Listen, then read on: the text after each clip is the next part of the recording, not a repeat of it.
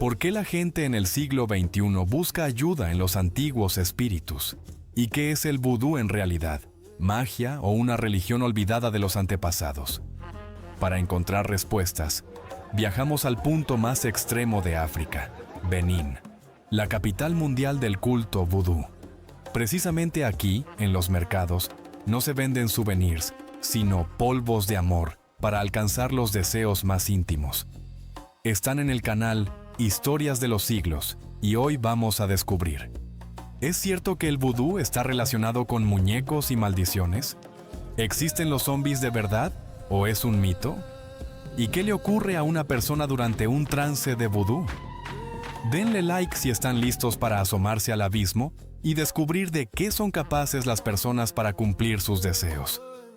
Empezamos. Parte primera. El corazón del Golfo de Guinea. En el mismo corazón del continente africano, allí donde los densos bosques tropicales se funden con las aguas saladas y eternamente inquietas del Golfo de Guinea, se encuentra Benín. Un país pequeño en superficie, pero inmenso en la profundidad de su cultura y en la densidad de sus misterios inexplicables.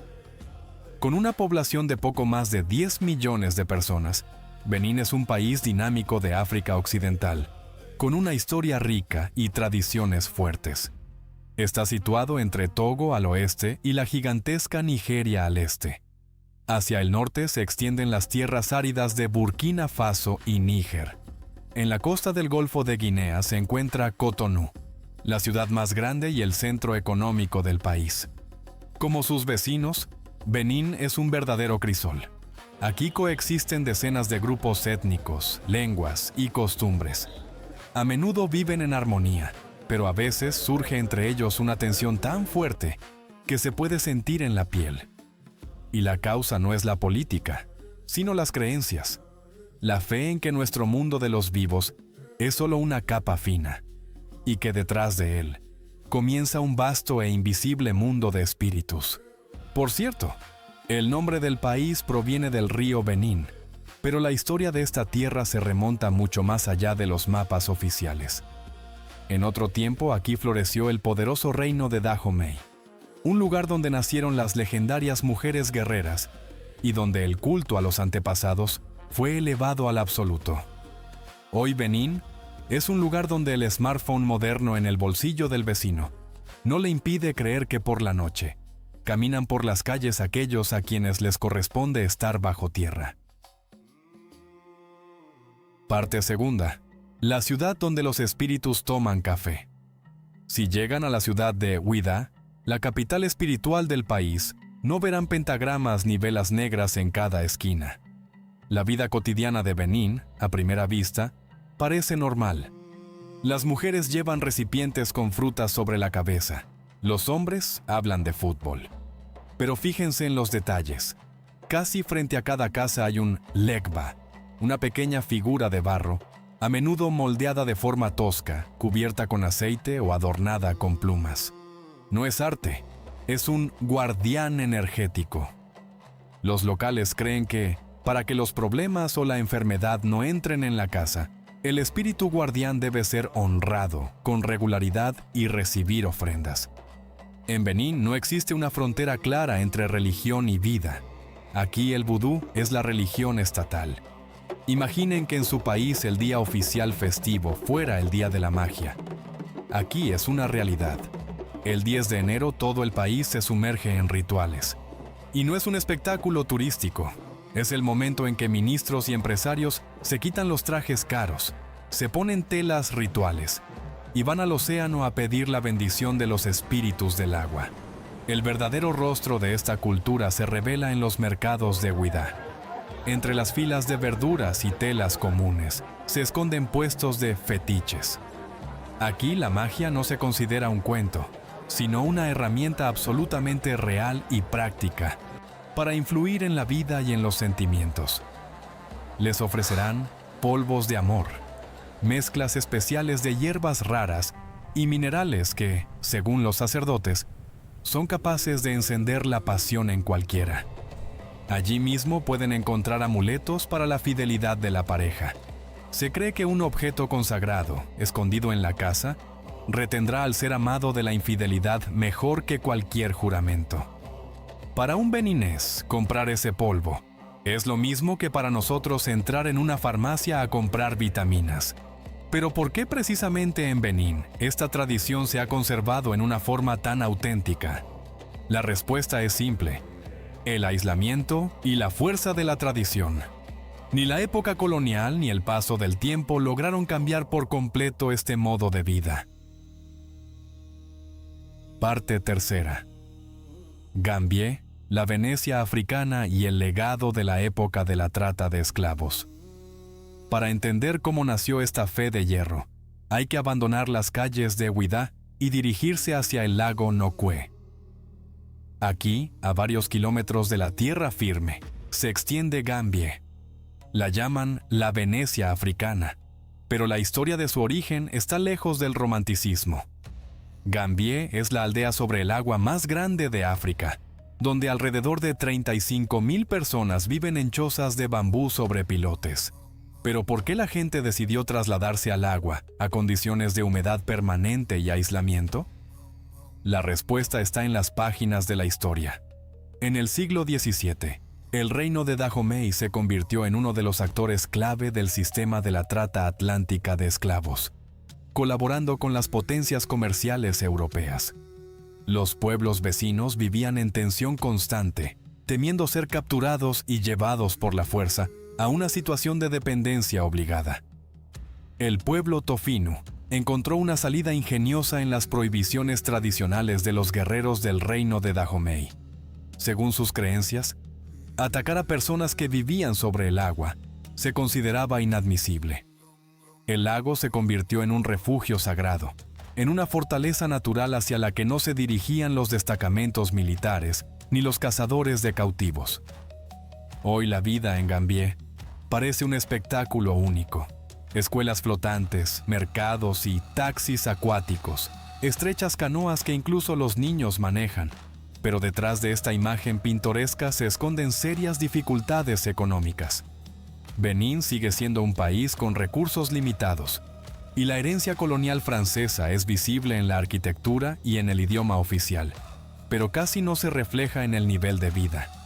Cuando el acceso a la medicina moderna y al sistema de orden público es limitado, las autoridades tradicionales empiezan a desempeñar un papel clave en la sociedad.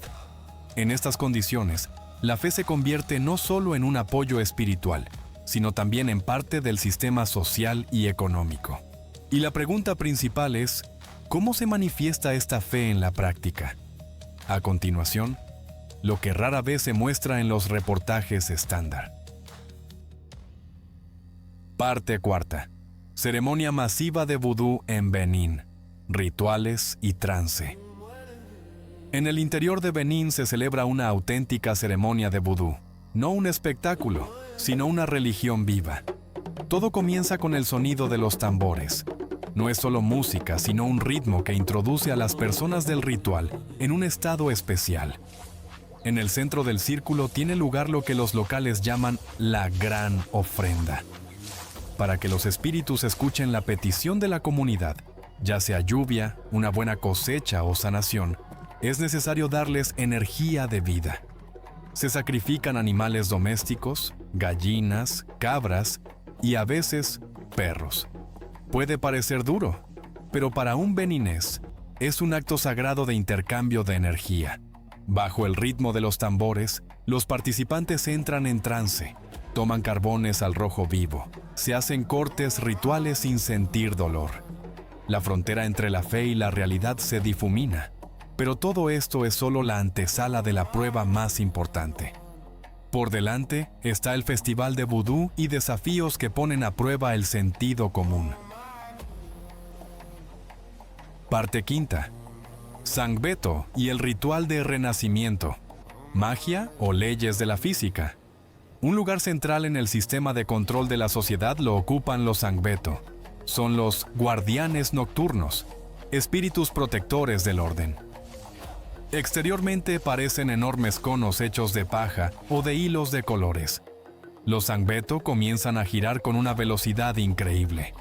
Ante los ojos de cientos de espectadores, los sacerdotes levantan y voltean el montón de paja, demostrando que en el interior no hay nada, ni persona ni mecanismos. Pero apenas la estructura vuelve a tocar el suelo, cobra vida otra vez. Empieza a girar con rapidez, a danzar, y parece señalar a aquellos a quienes la multitud considera culpables. Después, sigue uno de los rituales más comentados de la región, el rito de fuego y renacimiento, que durante siglos ha provocado fuertes emociones en África Occidental. A la plaza llevan a un niño, a menudo el hijo de un sacerdote. Lo cubren con una tela gruesa o con una estructura de paja. El sacerdote pronuncia conjuros, y entre los gritos de la multitud, la cubierta de paja es prendida a fuego. Las llamas ocultan rápidamente la silueta, y la tensión llega al límite. Cuando el fuego se apaga, el sacerdote esparce las cenizas, y ante la multitud, aparece el niño vivo e ileso, sin daños visibles. La plaza estalla en emociones. En ese momento incluso el observador más racional empieza a dudar. ¿Cómo es posible algo así en el siglo XXI? ¿Una ilusión? ¿Una técnica cuidadosamente preparada? ¿O un fenómeno que todavía espera su explicación? Y aquí surge una pregunta para ustedes, queridos espectadores. ¿De verdad están seguros de que todo en este mundo puede explicarse con la ciencia? ¿O existen fenómenos que van más allá de la lógica habitual? Escriban en los comentarios. 1. Si creen que cualquier fenómeno tiene una explicación racional. 2. Si admiten que hay cosas que la ciencia todavía no puede explicar. Veamos quiénes son más. Parte sexta. ¿Ilusión o fuerza de la tradición? Si no es magia, ¿qué es lo que realmente hay detrás de los rituales de vudú? Apagamos las emociones. Encendemos el análisis. Las investigaciones modernas en el ámbito de la neurofisiología y la antropología cultural ofrecen explicaciones bastante racionales. La llamada muñeca vudú, conocida en Benín como bochio, no es un instrumento de daño, sino una antigua práctica psicológica. La persona transfiere su miedo o su problema a la figura, y la mente recibe la señal de que el control ha sido restablecido. Psicosomática simple allí donde no existe la psicoterapia. Las leyendas sobre los zombies no están relacionadas con la mística, sino con sustancias naturales poco comunes y compuestos vegetales capaces de ralentizar temporalmente las reacciones del organismo e influir en el comportamiento. No es una resurrección, sino una forma estricta de aislar a una persona en una sociedad tradicional donde no había cárceles. El trance durante las ceremonias se explica por la neurofisiología. El ritmo de los tambores, en una frecuencia de 4 a 7 hercios, ajusta el cerebro a ondas teta, sumergiendo a la persona en un estado alterado. La liberación de endorfinas reduce la sensibilidad al dolor. Lo que parece sobrenatural es el trabajo extremo del sistema nervioso. Y los rituales con los sangbeto que cobran vida y con el fuego son la cumbre de un antiguo arte escénico. Estructuras ocultas, acrobacia, control de la atención de la multitud. Una maestría perfeccionada a lo largo de generaciones. Pero el descubrimiento principal es otro. Incluso conociendo el mecanismo, la gente sigue creyendo. Porque en condiciones de inestabilidad, la fe ofrece lo más importante, la sensación de control y un apoyo interior. Benín no es exotismo para turistas. Es un ejemplo de cómo una sociedad sin instituciones modernas creó su propio sistema de orden, influencia y protección psicológica. Entonces, ¿quién es realmente primitivo aquí? ¿Los que viven según rituales antiguos? ¿O los que creen que la tecnología ha hecho al ser humano más fuerte que sus miedos? Si esta investigación les hizo reflexionar, apoyen el episodio con un like. Suscríbanse a Historias de los Siglos. Si les interesan las sociedades cerradas, las tradiciones antiguas y los mecanismos reales del poder. Y escriban en los comentarios, ¿la fe es debilidad o instrumento de supervivencia? Compartan este video, porque la verdad merece mostrarse más ampliamente. Nos vemos en la próxima historia.